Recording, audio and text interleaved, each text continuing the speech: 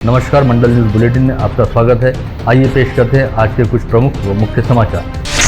शहर के कैंप परिसर में केशव कॉलोनी स्थित बर्थडे हॉल के पास आनंद लीकर वाइन शॉप नामक प्रतिष्ठान में आज दोपहर 1 बजे के आसपास अचानक भीषण आग लग गई, जिसकी जानकारी मिलती ही मनपा का दमकल दस्ता तुरंत मौके पर पहुंचा और आग को बुझाने का काम शुरू किया गया। लेकिन तब तक दुकान में रखी शराब और बियर की बोतलों सहित कूलर व फ्रिज जलकर खाक हो गए। प्राथमिक अनुमान के मुताबिक इस अग्निकांड में करीब 50 लाख रुपए का नुकसान होने का अंदेशा है। करीब 40 मिनट की मशक्कत के बाद अग्निशमन दल ने इस आग पर काबू पाया। सौभाग्य से इस अग्निकांड में कोई जीवित हानि नहीं हुई। आग लगने की वजह फिलहाल ज्ञात नहीं हो पाई।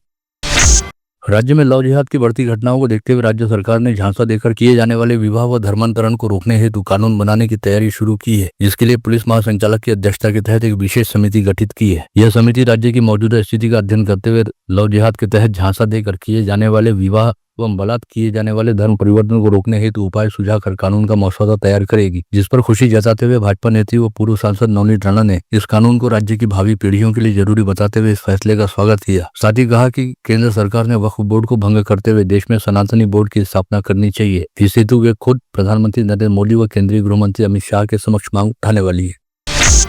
वहीं इस मामले को लेकर अपनी प्रतिक्रिया देते हुए भाजपा के ग्रामीण जिलाध्यक्ष व राज्यसभा सांसद अनिल बोंडे ने कहा कि लव जिहाद के खिलाफ कानून बनाने हेतु राज्य सरकार द्वारा समिति गठित किए जाने का निर्णय पूरी तरह से स्वागत योग्य है। राज्य में लव जिहाद के मामले काफी अधिक बढ़ गए और ऐसी घटनाएं स्कूलों व कॉलेजों में बड़े पैमाने पर दिखाई देती है। साथ ही कई लड़कियों का जीवन अब तक लव जिहाद की वजह से बर्बाद हो गया है, जिन्हें न्याय मिलना चाहिए। अमरावती के निकट बेलोरा में पूरी तरह से बनकर तैयार हो चुके अमरावती विमानतल का आगामी मार्च माह के दूसरे सप्ताह में राज्य के मुख्यमंत्री देवेंद्र फडणवीस द्वारा आधिकारिक तौर पर उद्घाटन किए जाने की संभावना बनती दिखाई दे रही है। एयरपोर्ट का शुभारंभ करने हेतु फरवरी माह के अंत तक कोई शुभ मुहूर्त निकाला जा सकता है, जिसके बाद मार्च माह के दूसरे हफ्ते में सीएम फडणवीस के हाथों एयरपोर्ट का औपचारिक उद्घाटन करने के साथ ही मार्च माह के अंत तक अमरावती एयरपोर्ट से नियमित हवाई उड़ानों का दौर शुरू हो सकता है, जिसके तहत अमरावती एयरपोर्ट से पहली फ्लाइट मुंबई हेतु रवाना होने की संभावना है। करीब 15 दिन पहले नागपुर व दिल्ली के विशेषज्ञ इंजीनियरों सहित directorate general of civil aviation की टीम के अधिकारियों ने इस विमानतल पर हुए सभी कामों का मुआयना करते हुए डीजीसीए को अपनी रिपोर्ट सौंपी थी, जिसके आधार पर डीजीसीए द्वारा जल्द ही अमरावती विमानतल से नियमित हवाई उड़ानें शुरू करने हेतु हरी झंडी दिखाई जा सकती है और इस हरी झंडी के दिखाई देते ही अमरावती एयरपोर्ट से यात्री विमानों की नियमित आवाजाही का रास्ता खुल जाएगा। अमरावती महानगर पालिका की आय का प्रमुख स्रोत रहने वाले संपत्ति कर की वसूली हेतु मनपा द्वारा कड़े कदम उठाए जा रहे हैं। इसके तहत बड़ी रकम बकाया रहने वाले संपत्ति धारकों के खिलाफ सोमवार 17 फरवरी से जब्ती की कार्रवाई की जाएगी, जिसके लिए 5 जोन निहाय जब्ती पथक तैयार किए गए हैं और सहायक आयुक्त के नियंत्रण में यह पथक संपत्ति धारकों के घर पर पहुंचकर सीधे अगली कार्रवाई करेंगे। इसके साथ ही मनपा द्वारा यह जानकारी भी दी गई है कि 31 मार्च 2025 को संपत्ति कर अदा करने का अंतिम दिन है। ऐसे में मनपा ने छुट्टी वाले दिन भी संपत्ति कर की अदायगी हेतु वार्ड कार्यालय व नागरिक सुविधा केंद्रों को शुरू रखने का फैसला लिया है। साथ ही संपत्ति कर की अदायगी हेतु ऑनलाइन सुविधा भी उपलब्ध कराई गई है। इसके साथ ही महानगर पालिका द्वारा संपत्ति कर को लेकर जनजागृति करने के मकसद से जोन अंतर्गत प्रत्येक वार्ड में विविध स्थानों पर विशेष शिविर आयोजित किए जा रहे हैं, जिसे नागरिकों की ओर से भरपूर प्रतिसाद मिल रहा है और इन शिविरों के जरिए मनपा ने 57,40,000 रुपए संपत्ति कर की वसूली की। मनपा क्षेत्र के घोषित झोपड़पट्टी धारकों को पीआर कार्ड दिलाए जाने के संदर्भ में विधायक सुलभा खोड़के ने आज भूमि अभिलेख, राजस्व एवं मनपा की संयुक्त बैठक बुलाई, जिसमें उन्होंने तीनों महकमों को आपसी समन्वय साधते हुए पीआर कार्ड के संदर्भ में तकनीकी मान्यता व एनओसी से संबंधित दिक्कतों का निराकरण करने का निर्देश दिया। साथ ही बैठक में शहर के प्लाट धारकों व भूखंड धारकों को भी पीआर कार्ड मिलने संदर्भ में चर्चा की गई। महावितरण द्वारा नांदगांव खंडेश्वर तहसील व शहर में स्मार्ट मीटर लगाने का अभियान शुरू किया गया, जिसका विरोध करते हुए शिवसेना के प्रकाश मारोटकर के नेतृत्व में सैकड़ों बिजली उपभोक्ताओं ने बिजली वितरण कार्यालय पर मोर्चा निकाला तथा धरना देते हुए उप कार्यकारी अभियंता पिंके का घेराव किया। संगीत साधना कराओके क्लब एवं हनुमान व्यायाम प्रसारक मंडल के संयुक्त तत्वाधान में दिल तो है दिल नामक भव्य संगीतमय कार्यक्रम का आयोजन आगामी 23 फरवरी को सांस्कृतिक भवन में किया जा रहा है। इस कार्यक्रम के जरिए नेत्रदान, अवयवदान, देहदान, जनजागृति कार्यक्रम और चैरिटी शो आयोजित किया जा रहा है, जिसकी जानकारी देते हुए संगीत साधना कराओके क्लब के संचालक चंद्रकांत पोपट ने बताया कि इस कार्यक्रम में सारेगामा 2019 की विजेता तथा इंडिया गॉट टैलेंट की first runner up Ishita Vishwakarma अपनी सुमधुर आवाज में सुंदर गीतों की प्रस्तुति देंगी। साथ ही संगीत साधना कराओके क्लब के सदस्य भी अपनी गायन कला का प्रदर्शन करेंगे।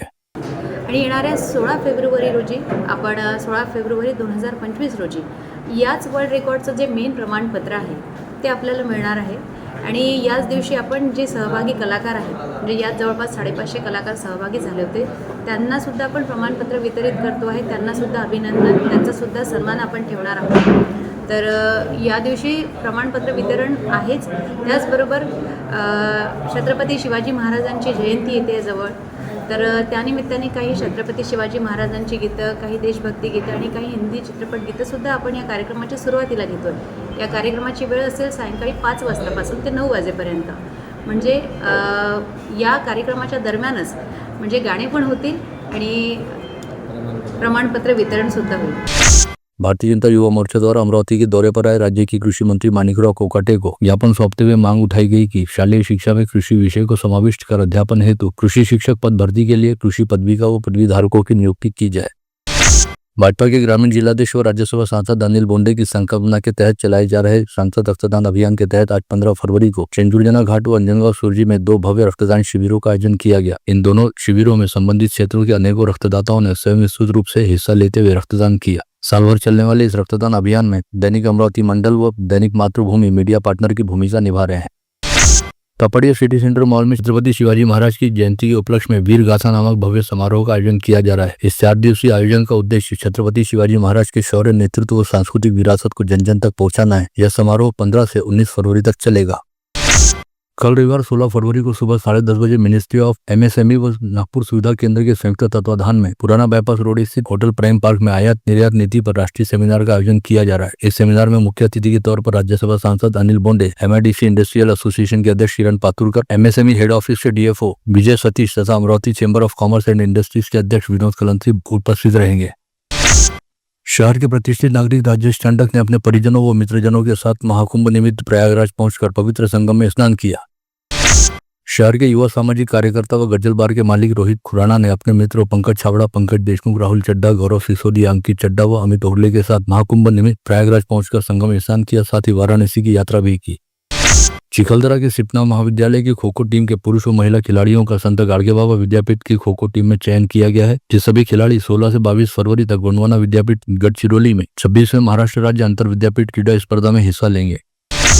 छाया कॉलोनी स्थित श्री संत गजानन महाराज मंदिर सेवा ट्रस्ट द्वारा गजानन महाराज प्रकट दिवस के अवसर पर 13 से 20 फरवरी तक श्रीमद् भागवत कथा सप्ताह का आयोजन किया गया है, जिसमें भूषण भागवताचार्य बाल योगी स्वामी सारंग चैतन्य श्री महाराज भाविकों को रोजाना दोपहर से 1 बजे तक श्रीमद् भागवत कथा का श्रवण करवा रहे हैं।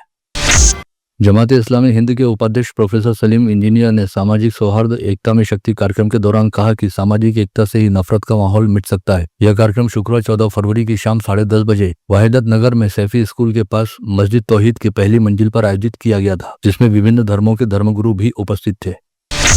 4 जनवरी से 21 जनवरी तक लगातार 441 घंटे कला प्रकार प्रस्तुत करते हुए नया विश्व रिकॉर्ड बनाने वाले स्वराध्या एंटरटेनमेंट के दिनकर तायडे, स्वामिनी तायडे व मनीष पाटिल फाउंडेशन के मार्गदर्शन में विश्व का सबसे बड़ा रिकॉर्ड बनाते हुए अमरावती का नाम वर्ल्ड रिकॉर्ड में पहले स्थान पर दर्ज करवाने के उपलक्ष्य में सभी सहभागी कलाकारों का सम्मान व प्रमाण पत्र वितरण समारोह कल 16 फरवरी को शाम 6:30 बजे सांस्कृतिक भवन में आयोजित किया गया है। इस कार्यक्रम का उद्घाटन विधायक सुलभा खोड़के के हाथों किया जाएगा।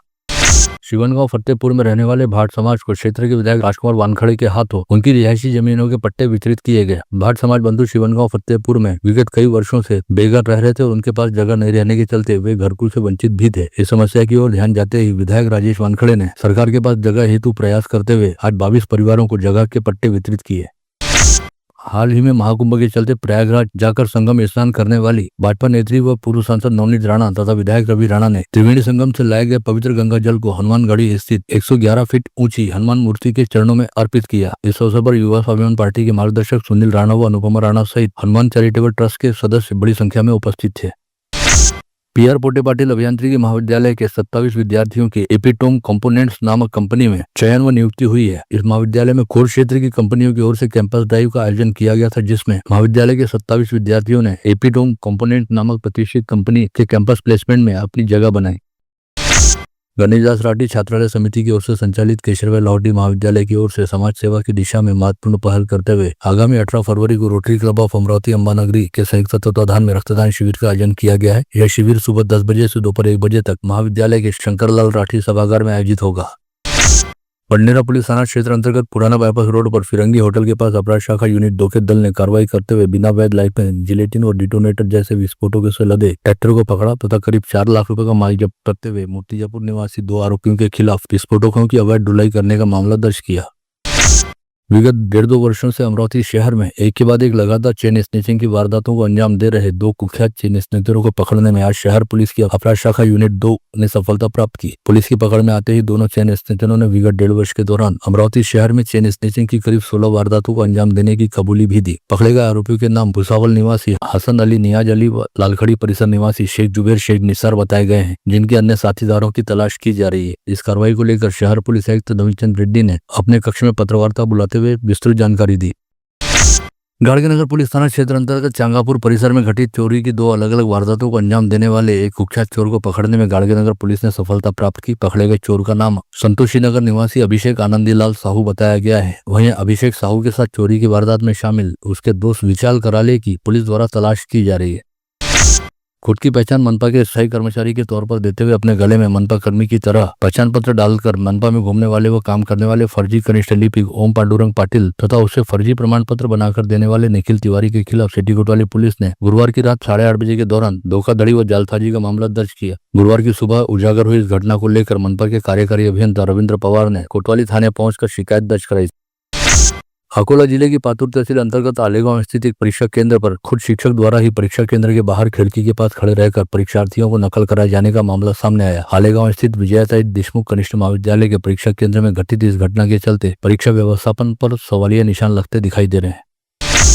अंजनगांव सूची में रहने वाली ज्योति अमोल बावने नामक विवाहिता ने घरेलू कारणों से जहर गटक लिया था, जिसकी गुरुवार की रात 2 बजे के दौरान एक निजी अस्पताल में मौत हो गई। ज्योति बावने की मौत के बाद मायके वालों ने ससुराल के सदस्यों पर आत्महत्या के लिए प्रवृत्त करने का आरोप लगाया।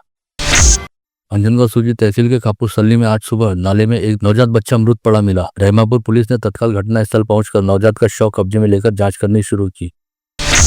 बंडेरा पुलिस के दल ने शेगांव रेलवे स्टेशन परिसर में हुई दोपहिया चोरी के मामले में भातकुली में रहने वाले नरेश भांगे नामक 44 वर्षीय शातिर चोर को पकड़ने में सफलता प्राप्त की, जिसे शेगांव रेलवे पुलिस के हवाले कर दिया गया।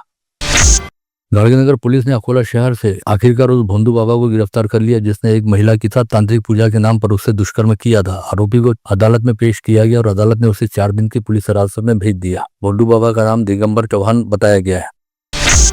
दरियापुर गांव में कानून व्यवस्था बाधित रखने तथा अवैध व्यवसायों पर रोक लगाने के लिए गांववासियों और पुलिस प्रशासन की खड़ी रहे। तहसील के पेट इतबारपुर के पुलिस पाटिल अरुण शिंदे के घर से 60 ब्रास अवैध रेती बरामद हुई, जिसकी कीमत करीब 30 से 40 हजार रुपए बताई गई है।